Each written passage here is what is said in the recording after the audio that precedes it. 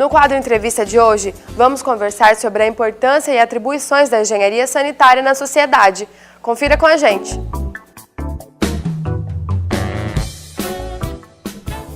Olá! No mês em que comemoramos o Dia do Engenheiro Sanitarista, convidamos um profissional do setor para discutir sobre o assunto. Engenheiro sanitarista Valmir Simão de Lima, seja bem-vindo. Obrigado pela oportunidade. Valmir, o Brasil possui algum projeto do setor de engenharia sanitária que mereça destaque?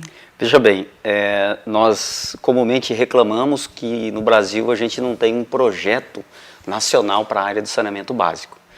E nesse momento em que estamos vendo grandes investimentos, como por exemplo as obras do PAC, a gente sente necessidade que, se tivéssemos um grande projeto, esses projetos não estariam soltos, por assim dizer. Teríamos projetos que estariam intercalados e as respostas certamente seriam maiores. Então ocorreria o quê? Uma sinergia entre esses processos e a resposta para a sociedade seria melhor. Então a falta de um projeto nacional específico para a área ainda faz com que a gente gaste muito dinheiro e obtenha menos resultado do que a gente gostaria.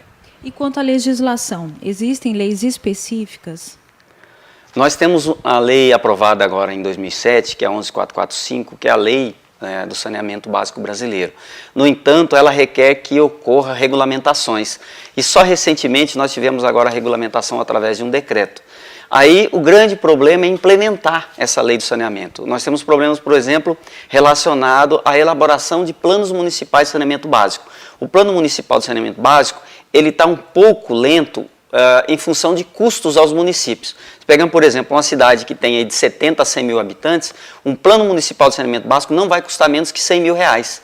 Então isso faz com que a maioria dos municípios brasileiros não tenha um plano municipal de saneamento básico elaborado. E, em consequência disso, a sociedade tem menos resposta do que gostaria. Então, hoje estima-se que nem 300 municípios brasileiros já têm um plano municipal de saneamento básico. E a lei, agora em dezembro, ela se encerra, e a partir daí o município que não tiver o plano não vai ter acesso a recursos. Isso está fazendo com que o Ministério da Cidade reveja isso. O que é que nós vamos fazer? Vamos deixar a cidade sem recursos ou vamos criar mecanismos para a elaboração desses planos? Valmir, é possível aliar preservação ambiental e desenvolvimento econômico? É possível.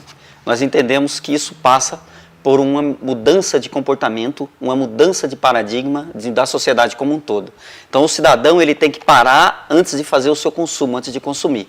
Hoje 80% do que se produz no mundo é consumido por 20% da população. Isso causa um desequilíbrio. Nós temos regiões na Terra em que as pessoas não têm condições nenhuma de sobreviver. Entendeu? Então a economia globalizada, esse processo de globalização, ele coloca uma conta muito simples. Se você consome, você faz parte das estatísticas. Se você não consome, você não faz parte das estatísticas.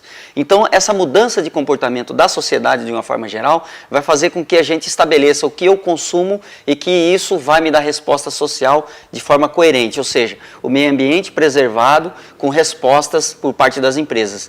Porque o capital ele é volátil.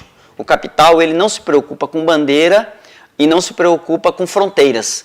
Ele vai para onde está dando resposta financeira para eles. E se nós, quanto consumidores, não tomarmos consciência que é preciso a gente escolher o que consumir, se esse produto ele é ecologicamente viável, ele é ecologicamente correto, nós vamos estar incentivando esse processo de agressão ao meio ambiente.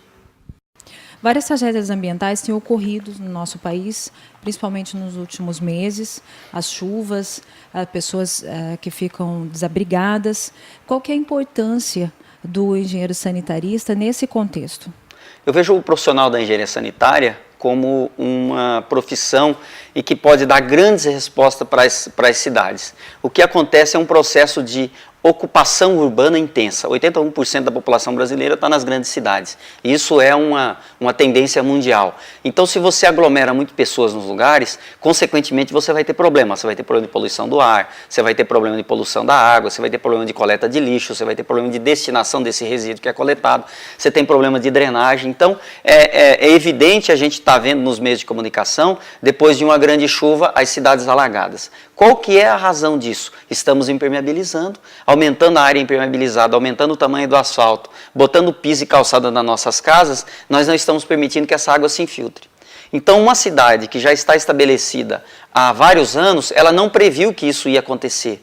Então, o profissional da engenharia sanitária, ele está aí para dar essas respostas para a sociedade, entendeu? Então, passa também por uma questão de consciência. E nós também estamos voltados nessa área de educar a sociedade e de mostrar para ela, olha, precisamos nos esforçar para melhorar várias coisas, entendeu? O engenheiro sanitarista, ele está em todos esses momentos fazendo o gerenciamento desses problemas. Então, e como você mesmo disse, as cidades brasileiras ainda são deficientes em saneamento básico, muitas não elaboraram o seu planejamento e o seu plano, e isso também interfere diretamente na saúde da população. E apesar de existirem recursos específicos para esse setor, por que muitas cidades brasileiras não têm ainda nenhum investimento, às vezes, em saneamento básico, e também por que se investe tão pouco em uma área tão importante?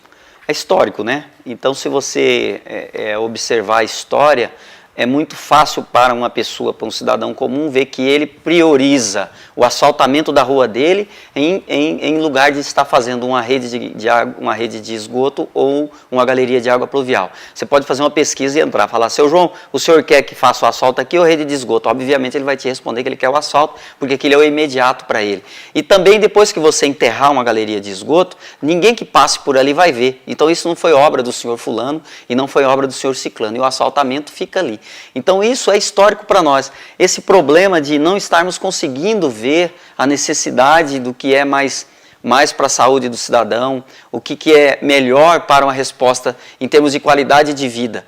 Então a gente tem aí dados da ONU apontando que se você investir um real ou $1 em saneamento,